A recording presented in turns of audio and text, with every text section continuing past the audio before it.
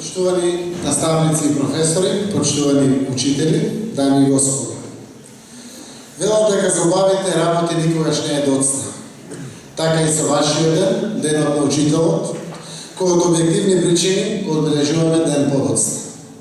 Никогаш не е доцна да се мобилизира јавната свест за важноста на една племенита професија, која заслужува целокупната подршка на општеството и заедницата за доброто на идните генерации.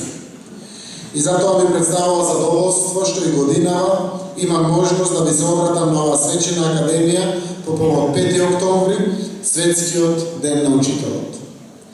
Почнувајќи од 1995 година, македонските учители го одбележуваат овој ден, откако УНЕСКО 2 години пред тоа донесе одлука 5 октомври да се слави како меѓународен ден на учителот.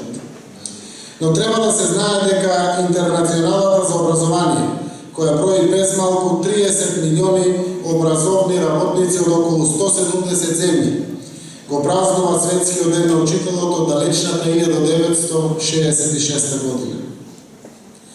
Да се биде учител, значи да се биде дел од најстарите професии во човековата цивилизација. Професија која е една од најважните алки во прогресот на сите општества. Да се биде учител во Македонија, тоа значи да се биде потомок на светите браќа Кирил и Методи, на Климент и Наум, на Миладиновци, Прличев, Мисирков, Печиновик, Крчковски, Жинзифов и останатите основоположници и продолжувачи на учителствувањето во нашата татковина. Да се биде учител во Струмица, тоа значи да се биде следбеник на Арсений Костенцев, Стојан Ѓорѓиев и плејада генерации учители кои го пренесувале своето знаење на децата од Струмичкиот регион. Вие, денешните учители, го носите на своите плеки товарот и предизвикот да се биде на висина на задачата, да се оправда реномето и дигнитетот на професијата. Во услови кога новото време носи мноштво на позитивни и негативни влијанија врз нашето севкупно живење. Во тој свет на контрасти и испомешани критериуми и по потрага по место под сонцето, учителите имуни на такви влијанија, иако луѓе од крв и од месо, мора да останат тоа што се бара од нив, да бидат локомотива на долгата образовна композиција. Во таа смисла мора да се има во предвид дека учителот треба да биде слика и прилика во очите на учениците. Не попусто се рекло какви ни се учителите, такви ќе ни бидат и децата. Кај дел од луѓето од образованието се уште владе онаа познатата поговорка: дај ми добар ученик, ќе видите каков учител сум. Но задача на секој учител не е да се ја олесни работата барајќи само добри ученици, туку да вложи максимални залагања и професионален ангажман да направи добри ученици и од оние кои тоа не се. За да се успее во тоа потребно е многу труд, вистински однос кон воспитно-образовниот процес, но пред се потребно е да се сака она што се работи. Љубовта кон професијата е база врз која може да се прави надградба од активности за да се дојде до конечниот успех. Секој учител мора да го красат одговорноста, самодовербата, хуманоста, правичноста и сите други вредности и доблести кои се померка на професијата која одбрал.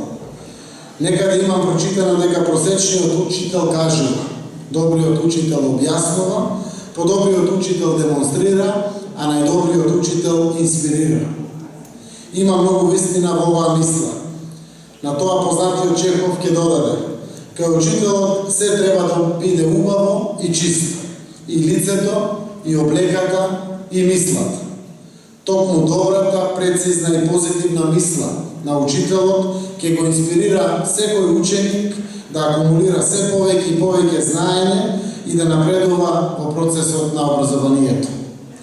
Ако учителот успее во тоа, ако доследно ја спроведува програмата за работа во воспитно-образовниот процес, ако воспостави правилен однос кон ученикот и родителот, тогаш не само што неговиот стремеж ќе има далечни дострели, туку ќе успее да стори и самоидентификација.